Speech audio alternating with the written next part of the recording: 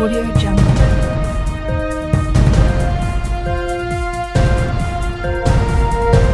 Audio Jungle.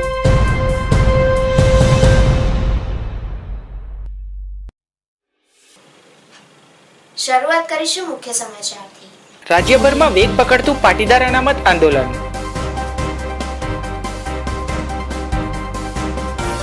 Godhra ખાતે બ્રહ્મ સમાજે પણ કરી અનામતની માંગ।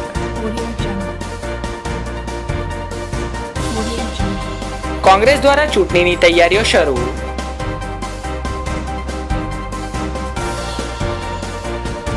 પ્રાંતિજ ખાતે મહિલા સશક્તિકરણની જાગૃતિ અંગે રેલી યોજાઈ।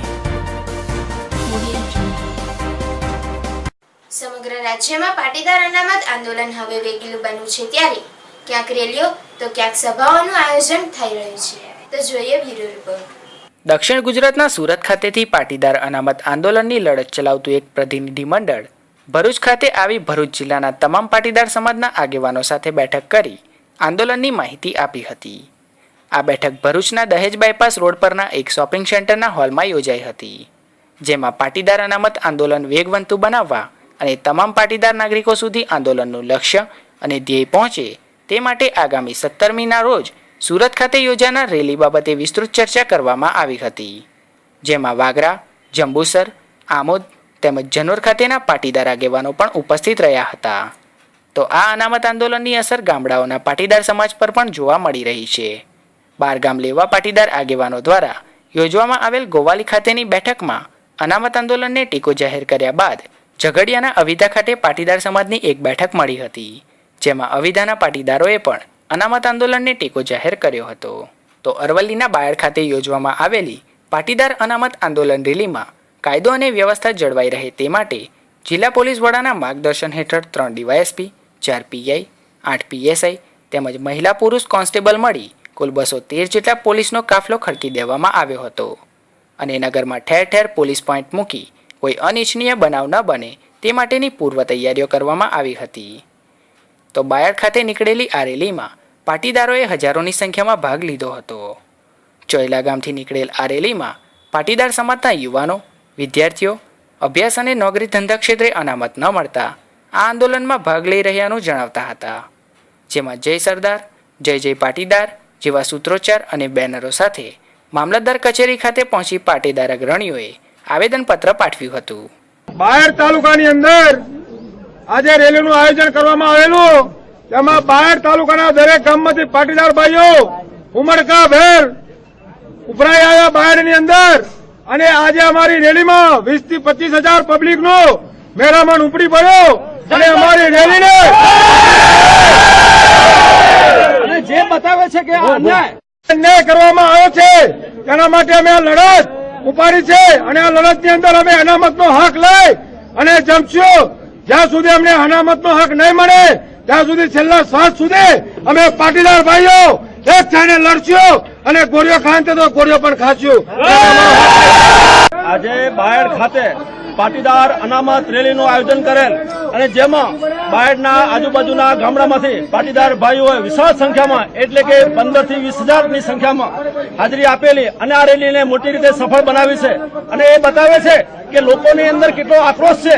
આ અનામત પ્રથા શરૂ કરી છે એનો અમને વાંધો નથી, પરંતુ એની અંદર જસ્ટિફિકેશન અમારે કરવાનું છે કે જે આર્થિક પછાત છે એમને દરેકને લાભ મળવો જોઈએ, નહીં કે ફક્ત જ્ઞાતિ આધારિત। પટેલો 50 વર્ષ પહેલા સક્ષમ હતા, પરંતુ 50 વર્ષ પછી આજે સક્ષમ નથી અને જ્યારે અનામતનો લાભ આપવામાં આવ્યો ત્યારે ફક્ત 10 વર્ષ પૂર્વ જ હતો, પરંતુ એને સરકારે રાજકીય કારણોસર સખત એને એક્સટેન્શન આપ્યા કર્યું અને જેના કારણે આ સામાજિક અસમાનતા ફેલાય છે અને જેના માટે અન્યાય છે અને એનું ક્રિમિલેયર તમે જુઓ કે 6 લાખથી નીચેના ક્રિમિલેયર એટલે કે 6 લાખ સક્ષમ હોય એ લોકોને લાભ મળે અને એના છોકરાને લાભ ના મળે તો પટેલોની। ત્યારે આ રેલીમાં મહિલાઓ પણ મોટી સંખ્યામાં જોડાઈ હતી અને ભારે આક્રોશમાં જણાતી હતી, જેમાં પોતાના પરિવારના બાળકો સાથે થઈ રહેલા અન્યાયને કારણે છેવટ સુધી લડી લેવાના મૂડમાં હોય તેમ લાગી રહ્યું છે। અમે ટેનપુર ગામથી આવ્યા છીએ, કડવા પાટીદારો છીએ, તેથી અમે લડાઈ માંગીએ છીએ। અમારા છોકરા 100% લાવે તો એમનો કોઈ હક નહીં અને પેલા 70% લાવે તો એમનો હક મળે અને અમારા 50% હોય તો એમાં 25% એમની સીટો હોય તો અમારામાં શું કામ જોડાય છે? એમાં અમે દોઈ મરી જાય છોકરાને ભણાવીને 5 લાખ રૂપિયા ખર્ચો કરી જમીને વેચી અમે જમીનમાં પૈસા 5 લાખ નાખીએ તારે અમે 2 લાખ ભરીએ બીજો ખર્ચો અમારે ખેતીમાં જાય તો એ તમે કડવા પાટીદારનું કેમ નથી સાંભળતા અને બધા 50 બેઠા છો તો તમે એમ કહો કે ભાઈ અમારે 50 નો થોડો આપો ટેકો સહારો બધો નીચી નાખી સહારો નથી આપો તો આના માટે અમે માગીશું અને અમે લડીશું પેલા આજે એક પેલો ચાલુ થયો તો કે હજુ બીજો કેસ થશે અને ત્રીજા કેસમાં અમે આવશું ગાંધીનગર ને અમદાવાદ 25 તારીખે અને અમે દિલ્હી સુધી અમારો હક લઈ ત્યારે આ રેલી પૂર્ણ થતા તંત્રએ રાહતનો શ્વાસ લીધો હતો. તેમજ આવનાર દિવસોમાં માલપુર, ધનસુરા, ભિલોડા તેમજ અરવલ્લી જિલ્લાની મહારેલી મોડાસા ખાતે યોજાશે તેમ પાટીદાર અગ્રણીઓએ જણાવ્યું હતું.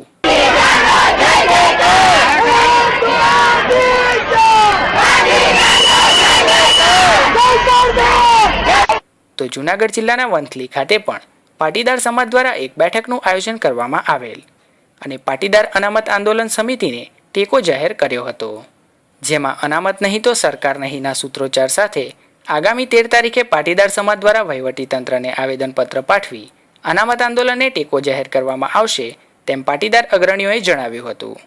આ બેઠકમાં જ્ઞાતિજનો મોટી સંખ્યામાં હાજર રહ્યા હતા. ગોધરા ખાતે બ્રહ્મ સમાજ દ્વારા અનામતની માંગ સાથે બાઇક રેલી યોજવામાં આવી હતી. બાદમાં મૌન રેલી યોજી જિલ્લા કલેક્ટરને આવેદનપત્ર પાઠવવામાં આવ્યું હતું. તો જોઈએ ગોધરાથી અમારા સંવાદદાતા રમજાન મીઠાનો આ રિપોર્ટ.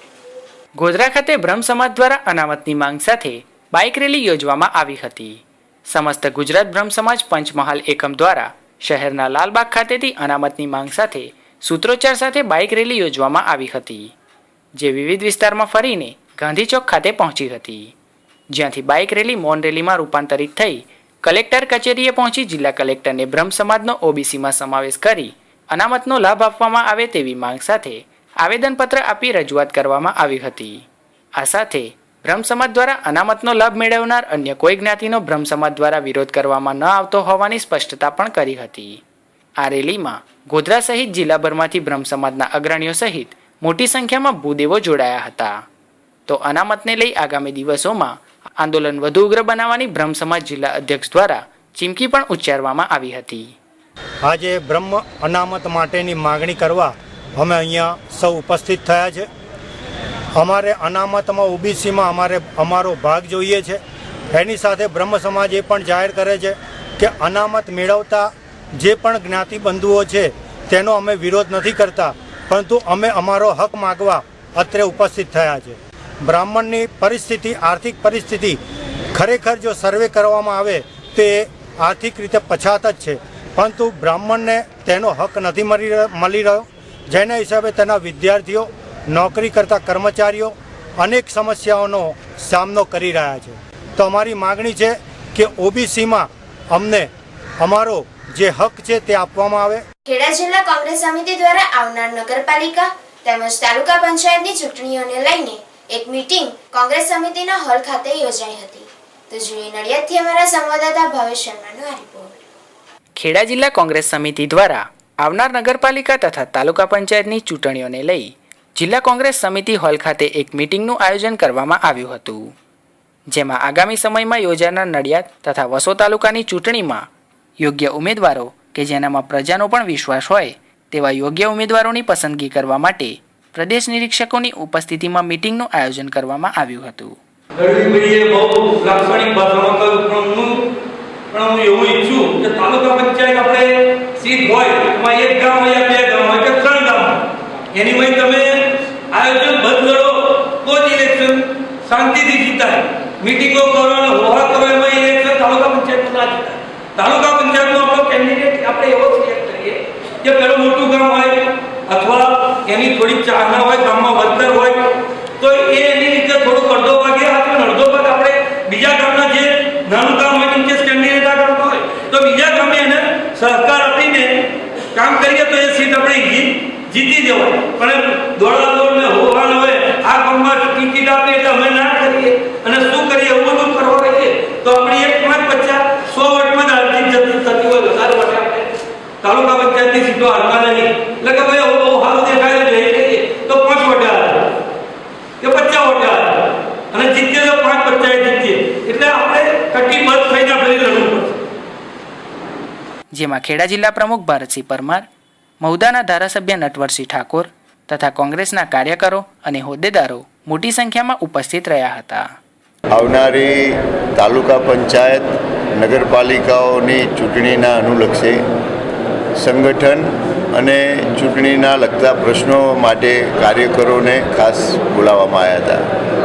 આવનારી ચૂંટણીમાં કેવા ઉમેદવારો મૂકવા, સામાજિક અને સોશિયલ એન્જિનિયરિંગને ધ્યાનમાં રાખીને ચૂંટણીને કઈ રીતે કયા વ્યૂહથી લડવી એ માટે જુદા જુદા તાલુકાઓમાં પ્રદેશ સમિતિ તરફથી જે અમને નિરીક્ષકોમાં હું માન્ય શાહ સાહેબને અમને બંનેને જવાબદારી સોંપવામાં આવી છે. એટલે જિલ્લા સમિતિના પ્રમુખ, ધારાસભ્યશ્રીઓ અને લોકલ આગેવાનોને સાથે રાખીને સંગઠન અને ચૂંટણીના લગતા જે પ્રશ્નો છે એના માટે કાર્યકરોને અને આગેવાનોને મળવાનો જે અમે તાલુકા દીઠ કાર્યક્રમ રાખ્યો છે એના અનુસંધાનમાં આજે અમે મહેમદાવાદ, નડિયાદ અને વસો તાલુકાના આગેવાનોની સાથે ચર્ચા વિચારણા માટે એકઠા થયા. ચૂંટણી અને સંગઠનને લગતા પ્રશ્નોની ચર્ચા કરી, આગેવાનો અને કાર્યકરો પાસેથી સૂચનો મેળવ્યા અને સારી રીતે કઈ રીતે આવનારી ચૂંટણીઓ પાર પડે. ગરીબના જે કોંગ્રેસનો ઉદ્દેશ છે કે ગરીબોની સરકાર બને, ગરીબોની પંચાયતો બને, ગરીબોની જિલ્લા પંચાયતો બને, ગરીબોની નગરપાલિકામાં એમનો અવાજ રહે, એવા કોંગ્રેસના ઉદ્દેશ સાથેની જે નગરપાલિકાઓ બને કે જેનાથી પ્રજાહિતના કામ થાય, એવા પ્રશ્નો માટે આજે અમે અહીંયા બધા ભેગા. સાબરકાંઠા જિલ્લાના પ્રાંતિજ ખાતે મહિલા સશક્તિકરણ પખવાડિયા અંતર્ગત મહિલા બાળ પોષણ જાગૃતિ દિવસના ભાગરૂપે કુપોષણ જાગૃતિ રેલી કાઢવામાં આવી હતી. તો જોઈએ પ્રાંતિજથી અમારા સંવાદદાતા સંજય રાવલનો આ રિપોર્ટ. પ્રાંતિજ રેલવે સ્ટેશન ઉપર આવેલ તાલુકા પંચાયતથી સીડીપીઓ દક્ષાબેનના અધ્યક્ષસ્થાને મહિલા સશક્તિકરણ પખવાડિયાના ભાગરૂપે પ્રાંતિજ ખાતે આંગણવાડી કાર્યકરો તથા તેડાગર કાર્યકર બહેનો દ્વારા સૂત્રોચ્ચાર સાથે વિશાળ રેલી ભાંખરિયા બસ સ્ટેન્ડ સુધી કાઢવામાં આવી હતી. જેમાં 218 આંગણવાડી કાર્યકરો તથા 218 તેડાગર બહેનો જોડાઈ હતી. જ્યારે રવિભાઈ કહાર, સુપરવાઇઝરો, કોઓર્ડિનેટર સહિત આરોગ્ય સ્ટાફ પણ જોડાયો હતો. અમારે 450 બહેનો હાજર હતી. આંગણવાડી કાર્યકર, તેડાગરો, આશા વર્કરો, હેલ્થનો સ્ટાફ બી બધો આરોગ્ય ખાતાનો હતો. અને અમે તાલુકા કચેરીથી રેલી સ્ટાર્ટ કરી હતી. ભાખરિયા ટેકરા સુધી અમે રેલી ખાસ આ રેલી એનો ઉદ્દેશ્ય હતો પોષણની વાત. નડિયાદ શહેરના કેટલાક વિસ્તારોમાં પાણીજન્ય રોગોનો ફેલાવો થયો છે, ત્યારે નડિયાદના પછાત ગણાતા એવા ઇન્દિરાનગર વિસ્તારમાં કમળા જેવા ગંભીર રોગોના કેસો નોંધાયા છે. જેમાં ગત મહિને એક 16 વર્ષીય બાળાનું કમળાના રોગથી મોત નીપજ્યું હતું. ત્યારે પાલિકા તંત્ર દ્વારા યોગ્ય પગલાં લેવાય એવી સ્થાનિકોની માંગ છે. તો જોઈએ નડિયાદથી અમારા સંવાદદાતા ભાવેશ શર્માનો આ રિપોર્ટ. નડિયાદના કેટલાક વિસ્તારોમાં પાણીજન્ય રોગોએ ભરડો લીધો હોય તેમ કેટલાક લોકો કમળા જેવા ગંભીર રોગોના શિકાર બન્યા છે. નડિયાદના પછાત ગણાતા એવા ઇન્દિરાનગર વિસ્તારમાં 10 થી 15 જેટલા લોકોએ કમળા જેવો ગંભીર રોગ થયો હતો. જેમાં એક 16 વર્ષીય બાળાનું કમળાના કારણે ગત 17/7ના રોજ મોત નીપજ્યું હતું. ત્યારે હાલમાં પણ તાવના દર્દીઓની સંખ્યા પણ આ વિસ્તારમાં છે. ત્યારે આ અંગે નગરપાલિકા ચીફ ઓફિસર તેમજ જિલ્લા કલેક્ટર કચેરીએ સ્થાનિક આગેવાનો દ્વારા રૂબરૂ મળી રજૂઆતો કરવા છતાં તંત્ર દ્વારા કોઈપણ પગલાં લેવામાં આવતા નથી તેમ ગુજરાત રાજ્ય સફાઈ કામદાર વિકાસ બોર્ડના પૂર્વ અધ્યક્ષ શાંતિલાલ વાઘેલાએ જણાવ્યું હતું. બાંધકામ કર્યું છે જે એજન્સીએ એ તકલાદી કર્યું છે. એનું કોઈ આયોજન નથી. કોઈ હેવી માણસ હોય તો અંદર જઈ શકે નહીં. અને બાંધકામ કર્યા પછી એને જોઈન્ટ ક્યાંય આપેલા નથી. આવા બિચારા અભણ અજ્ઞાની માણસો છે. સંડાસ જાય એટલે ક્યાંક ને ક્યાંક પાણીની અંદર આ લાઈન જોડી ગયેલી એવું લાગે છે મને. અને એના હિસાબે કોઈ પીવાના પાણીમાં પણ લાઈન જોડી ગયો અને એના હિસાબે કમળો ફાટી નીકળ્યો છે. પણ નગરપાલિકાના કોઈ સત્તાધીશો આજની તારીખમાં આનું કોઈ નિરીક્ષણ કરવા, કોઈ જોવા કે કશું દેખવા આવ્યા નથી. છોડીને 16 વર્ષની છોડી હતી મારી. એને કમળી થઈ, કમળો થઈ, મારી છોડી મરી ગઈ. ચારે બાજુ ગંદકી છે સાહેબ. ગંદકી લીધે થઈ, ઉલટી થઈ. એને ઉલટી થયા પેલા દવાખાને લઈ ગયા અને છોડી ઓફ થઈ ગઈ. ઇન્દિરાનગરની ફરિયાદો મળેલી હતી. એ અનુસંધાન અમે કાલે ટીમ સાથે વિઝિટ લઈ અને સેનેટરીની ટીમ, ડ્રેનેજની ટીમ અને વોટરવર્ક્સની ટીમ ત્રણેયની ટીમ લઈને સવારમાં રવિવારે રાઉન્ડ મારેલો હતો અને તેના અરજદારોને પણ સાથે રાખેલા હતા. સાફ સફાઈ મોટાભાગે પૂરી થઈ ગઈ છે. ડ્રેનેજનું લીકેજીસ જે હતું એ કામગીરી ચાલુ છે.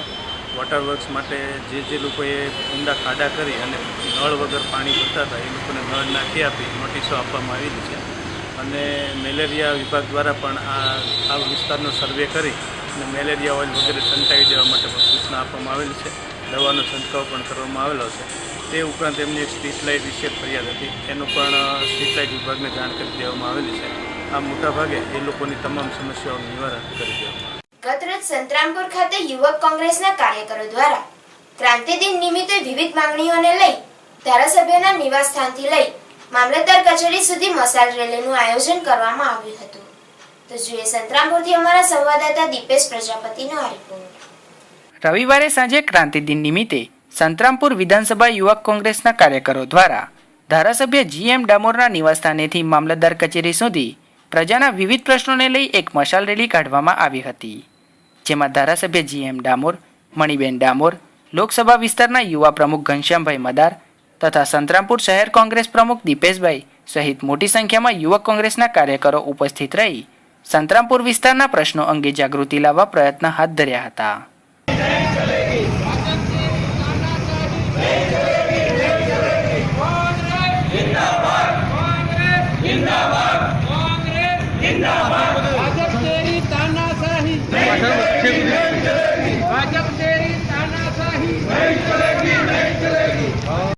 ભરૂચ જિલ્લાના વાલિયા ખાતે પણ આદિવાસી દિનની ઉજવણી કરતા એક રેલી કાઢવામાં આવી હતી, જેથી મોટી સંખ્યામાં આદિવાસી લોકો મેળામાં જોડાઈ શકે. તો જોઈએ ભરૂચથી અમારા સંવાદદાતા અવી સૈયદનો આ રિપોર્ટ. ભરૂચથી વાલિયા સુધી ભીલિસ્તાન સેના દ્વારા 9 ઓગસ્ટે આદિવાસી દિન નિમિત્તે શહેરમાં અલગ અલગ વિસ્તારોમાંથી રેલી કાઢવામાં આવી હતી, જે ઈદગાહ રોડથી લઈને જડેશ્વર ચોકડી પાસેથી પસાર થઈ રેલી સ્વરૂપે વાલિયા સુધી પહોંચી હતી. ત્યારે સમગ્ર શહેરના લોકો માટે આ રેલી આકર્ષણનું કેન્દ્ર બની હતી. જય આદિવાસી. આજે વિશ્વ આદિ દિવસ છે. આદિવાસી અને સમગ્ર વિશ્વમાં એક આદિવાસીનું જોમ આજે ઉમટી પડેલું છે અને ભરૂચ જિલ્લો બી એમાં બાકાત નહીં રહેતા. તમે આ જેવો છો સમગ્ર ભરૂચ જિલ્લાના તાલુકામાંથી આદિવાસી સમાજ એક થઈને આ દિવસ આજે ઉજવી રહેલો છે અને ઈદગાહના મેદાન બંબાખાનાથી નીકળી આ સમગ્ર રેલી ચંદેરિયા ગામ ખાતે જશે અને ત્યાં રેલી સ્વરૂપે એનું સમાપન થશે. અને આદિવાસીમાં જેટલી બી જાતિ છે એ બધી એક થઈને આજે આ દિવસને ઉજવી રહેલા છે અને આદિવાસી સમાજ તરફથી એક જ મેસેજ અમારો એવો છે કે અમને પાછા કોઈ ગણે નહીં. અમે તમામ હક્કો અમારા મેળવવા માટે પાછી પાણી કરવાના નથી અને જે પણ લાગતા વળગતા જે બી તંત્ર હોય એ અમારા આદિવાસીને પૂર્ણતાથી અમારો હક આપે એવી નમ્ર વિનંતી છે. સમગ્ર વિશ્વના આદિવાસીઓને ધ્યાનમાં લઈને યુનાઇટેડ નેશન દ્વારા 9મી ઓગસ્ટના દિવસને વિશ્વ આદિવાસી દિવસ તરીકે મંજૂર કરવામાં આવેલ છે અને વર્ષોથી આ પ્રમાણે આદિવાસી દિવસ ઉજવવામાં આવે છે. અમારી આદિવાસીઓની કમનસીબ એટલી જ છે કે વિશ્વ યોગા દિન દિવસે પ્રશાસન 93,94 કરોડ જેવા રૂપિયાઓ ખર્ચીને એનું આયોજન કરે છે, જ્યારે અમે પછાત આદિવાસીઓ માટે કોઈ કાર્યવાહી કરવામાં આવતી નથી. બીજું કે આદિવાસીમાં જે સંવિધાનમાં નક્કી કરવામાં આવ્યું છે 5મી અને 6ઠ્ઠી સૂચિ તેમજ પૈસા એકનો પણ કોઈ પણ જગ્યાએ અમલ થતો નથી. અને તમે જુઓ છો કે ગુજરાતમાં 14% આદિવાસી વસ્તી હોવા છતાં આજે શિક્ષણનું સ્થળ એટલું બધું નિમ્ન કક્ષાએ ઉતરી ગયું છે કે નર્મદા જિલ્લાથી માંડી પંચમહાલ ડાંગ સુધીના તમામ સ્કૂલોમાં રિઝલ્ટ એકદમ નબળું આવ્યું છે. આ માટે સંપૂર્ણપણે પ્રશાસન અને સરકાર જવાબદાર છે. અમારી માંગણી એક જ છે કે અમે ના તો વનબંધુ છે ના વનવાસી છે, અમે તો છીએ ફક્ત આદિવાસી. અમને આદિવાસી હોવાનું ગર્વ છે. અમને ફક્ત આદિવાસી રહેવા દો, અમારે વનબંધુ નથી થવું અને વનવાસી નથી થવું. કારણ કે વનવાસીમાં જે કોઈ પણ રહેવા આવે એ વનવાસી ગણાય. હકીકતમાં જે સરકારે અમારા વનો કાપી નાખ્યા છે, જ્યારે વન જ નથી રહેવાના તો પછી આદિવાસીઓ વનવાસી કેવી રીતે કહેવાય. ગતરોજ વિશ્વ આદિવાસી દિવસ નિમિત્તે માનગઢ ખાતે લોકમેળો યોજાયો હતો, જેમાં પૂર્વ સંસદ સહિત આગેવાનોએ આદિવાસી નૃત્ય કરી ઉજવણીમાં ભાગ લીધો હતો. તો જોઈએ સંતરામપુરથી અમારા સંવાદદાતા દીપેશ પ્રજાપતિનો આ રિપોર્ટ. વિશ્વ આદિવાસી દિન નિમિત્તે રાજ્યમાં અલગ અલગ કાર્યક્રમોનું આયોજન આદિવાસી સમાજ દ્વારા કરવામાં આવેલ, જેમાં ભાતીગળ નૃત્ય કરીને આ દિવસની ઉજવણી કરવામાં આવી હતી. ત્યારે માનગઢ ખાતે યોજાયેલ એક કાર્યક્રમમાં પૂર્વ સંસદ ડોક્ટર પ્રભાબેન તાવિયાડે પણ લોકોની સાથે સહભાગી બનવા આદિવાસી નૃત્યમાં સામેલ થયા હતા. ત્યારે ઉપસ્થિત લોકોએ પણ તેમને વધાવી લીધા હતા.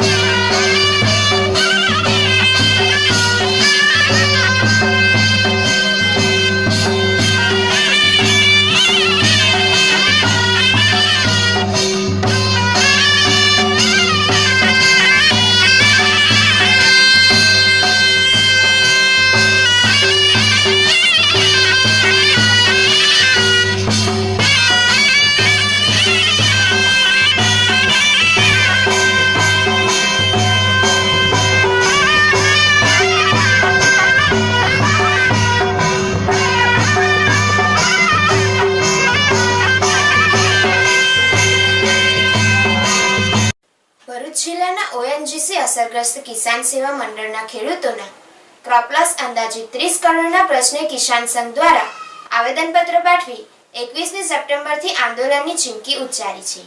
તો જે ભરૂચથી અમારા સંવાદદાતા અવી સૈયદનો આ રિપોર્ટ. 2008થી 1700થી વધુ ધરતીપુત્રોના ક્રોપલોસના અંદાજિત 30 કરોડ રૂપિયા તથા 1200 કિસાનોના આરઓયુના બાકી પડતા કરોડો રૂપિયા ઉપરાંત લેન્ડ લૂઝર્સને નોકરી જેવી વિવિધ પડતર માંગણીઓને લઈને કિસાન સંઘ દ્વારા આવેદનપત્ર પાઠવી નાયબ નિવાસી કલેક્ટરને રજૂઆત કરવામાં આવી હતી. કિસાન સંઘને આ પૂર્વે ઓએનજીસીના ઉચ્ચ અધિકારીઓ દ્વારા નાણાં ચૂકવવા અંગે બાંહેધરી આપવામાં આવી હોવા છતાં તેનો અમલ કરવામાં ન આવ્યો હોવાથી 21 સપ્ટેમ્બરથી આંદોલન કરવાની ચીમકી ઉચ્ચારી છે. હું દેવુભા કાઠી, ઓએનજીસી અસરગ્રસ્ત કિસાન સેવા મંડળ ગુજરાતનો પ્રમુખ. આજરોજ અમે કલેક્ટરશ્રીને આવેદન આપીએ છીએ. અમારી માંગી 1779 ખેડૂતોના 30 કરોડ રૂપિયા જેવા લેવાના બાકી છે, વત્તા આરઓયુના 2008થી આરઓયુના 300 કરોડ રૂપિયા જેવા ઓએનજીસી પાસે લેવાના બાકી છે, તથા અસરગ્રસ્ત પેલા જે છે લેન્ડ લૂઝર એના જીપના 30% ને બદલે 50% કરવાના છે, અને જે અસરગ્રસ્ત કિસાનો છે એના કિસાન પુત્રોને ન લેતા બીજા છે તે પૈસા લઈને પણ ભરતી કરે છે, તેની સામે અમે આજે આવેદનપત્ર આપીએ છીએ. 2008થી અમારું આંદોલન ચાલે છે. અત્યાર સુધી ઘણી બધી મિટિંગો થઈ, કલેક્ટર સાથે મિટિંગ થઈ, બધા સાથે મિટિંગ થઈ, બધા જ પોઝિટિવ હોય છે, પરંતુ ઓએનજીસીના અધિકારીઓ કલેક્ટરની રૂબરૂ હા કહે છે પણ ફરી જાય છે. આ અંગે છેલ્લી વાર છે તે અમે કલેક્ટરશ્રીને મળ્યા, કલેક્ટરશ્રીની જોડે પોઝિટિવ થયું. અમે માનનીય મુખ્યમંત્રી શ્રી આનંદીબેનને પણ મળ્યા. આનંદીબેને કલેક્ટરશ્રી અને ઈડી બંનેની સાથે સંયુક્ત મિટિંગ કરી અને મિટિંગમાં નક્કી થયું કે ભાઈ જે કિસાનોના છે તે બાકી પ્રશ્નો છે અને જે આ છે તે કોઈ લેણું બાકી છે તે તાત્કાલિક ચૂકવી દેવું જોઈએ. ઓએનજીસીના જે ઈડીથી માંડીને બધા છે તે અધિકારીઓ જે ચૂકવવાને બદલે અત્યારે હા કે છે, પરંતુ છે તે પરિણામ શૂન્ય છે. આ પરિણામ શૂન્યના કારણે અમારે આજે આવેદનપત્ર આપવું પડે છે અને 21/9થી તમામ છે તે ઓએનજીસીની ડ્રીલ સાઇટથી માંડીને દરેક સાઇટ પર અમે અસહકાર ગાંધી ચિંધ્યા માર્ગે આંદોલન કરવાના છે અને એની જે કઈ જવાબદારી થશે તે સઘળી જવાબદારી ઓએનજીસીની. રાજકોટ શહેરમાં વધતી જતી ઘરફોડ ચોરી પોલીસ માટે માથાના દુખાવારૂપ બની ગઈ છે. થોડીવાર ઘર રેઢું મૂકતા જ તસ્કરો કડા કરી જતા હોય છે. ત્યારે રાજકોટ શહેરમાં અડધો ડઝન ઘરફોડ ચોરી કરી પોલીસને પડકાર ફેંકનાર અઠંગ તસ્કરને આખરે પ્રદ્યુમનનગર પોલીસે ઝડપી લીધો છે. તો જોઈએ રાજકોટથી અમારા સંવાદદાતા ભરત ભરડવાનો આ રિપોર્ટ. રાજકોટ શહેરમાં જુદી જુદી જગ્યાઓએ ઘરફોડ ચોરી કરી પોલીસને પડકાર ફેંકનાર આરોપી વસીમ ઉર્ફે લંઘો ઉર્ફે મુન્નો ગફારભાઈ ગબ્બર નામનો કુખ્યાત તસ્કર ભાવનગરના મતવા ચોક નજીક હોવાની બાતમીના આધારે રાજકોટ પ્રદ્યુમનનગર પોલીસ સ્ટેશનના સ્ટાફે આરોપી વસીમને દબોચી લીધો હતો. આરોપીની પૂછપરછ કરતા પોતે કબૂલાત આપતા જણાવ્યું હતું કે પોતે તેના અન્ય 2 સાગરીતો રૂખડિયા કોલોનીમાં રહેતા અફઝલ શામદા અને અકરમ દુર્વેશ સાથે મળીને પ્રથમ રેકી કરી આવતા હતા અને બાદમાં મોકો મળતા જ ચોરી કરી લેતા હતા. હાલ આરોપીઓએ રાજકોટ શહેરમાં વિવિધ 6 જગ્યાએ ચોરી કરી હોવાની કબૂલાત આપી છે. તેમજ તેમના અન્ય 2 સાગરીતોને પકડવા માટે પોલીસે ચક્રો ગતિમાન કર્યા છે. હાલ આરોપીએ રાજકોટ શહેરમાં વિવિધ 6 જગ્યાએ ચોરી કરી હોવાની કબૂલાત આપી છે. તેમજ અન્ય 2 સાગરીતોને પકડવા માટે પોલીસે ચક્રો ગતિમાન કર્યા છે.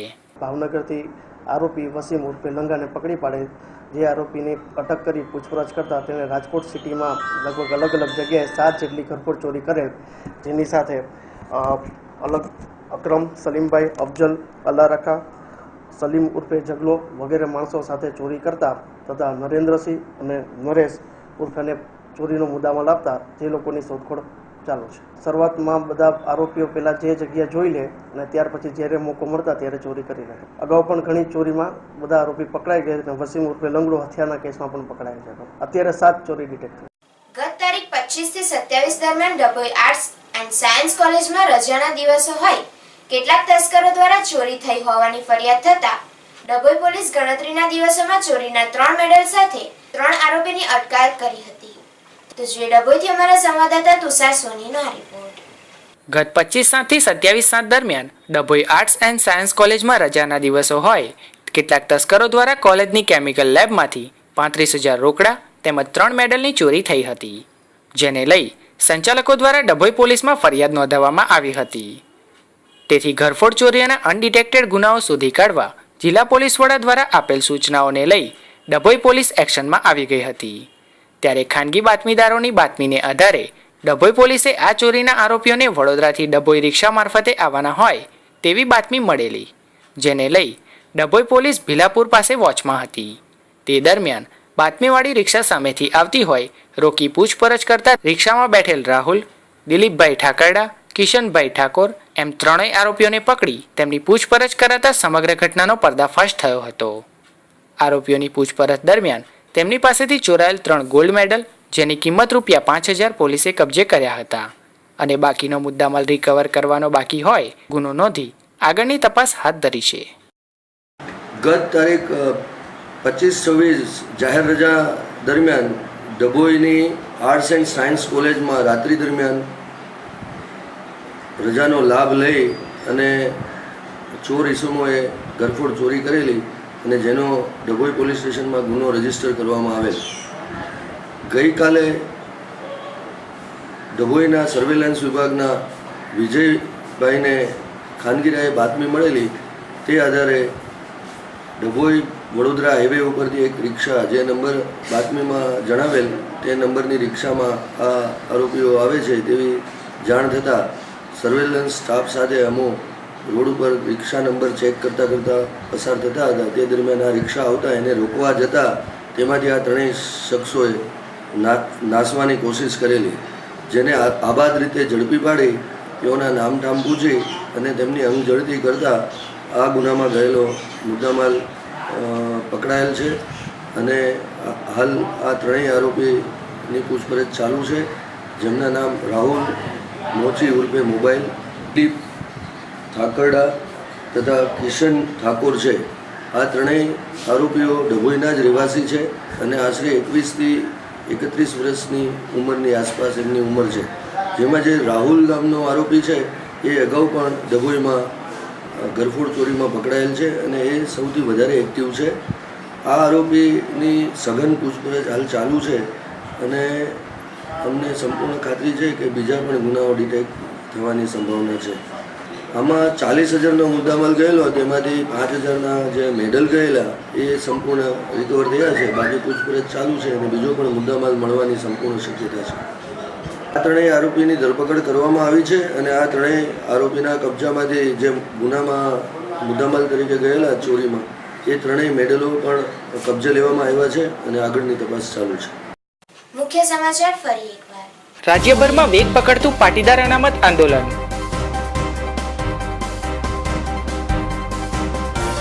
ગોધરા ખાતે બ્રહ્મ સમાજે પણ કરી અનામતની માંગ.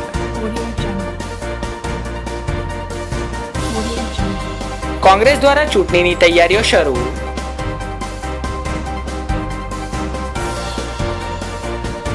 પ્રાંતિજ ખાતે મહિલા સશક્તિકરણની જાગૃતિ અંગે રેલી યોજાઈ. તો આ હતા અત્યાર સુધીના સમાચાર. વધુ સમાચાર માટે લોગ ઓન કરો www.4gnews.co.in પર. Audio Jungle.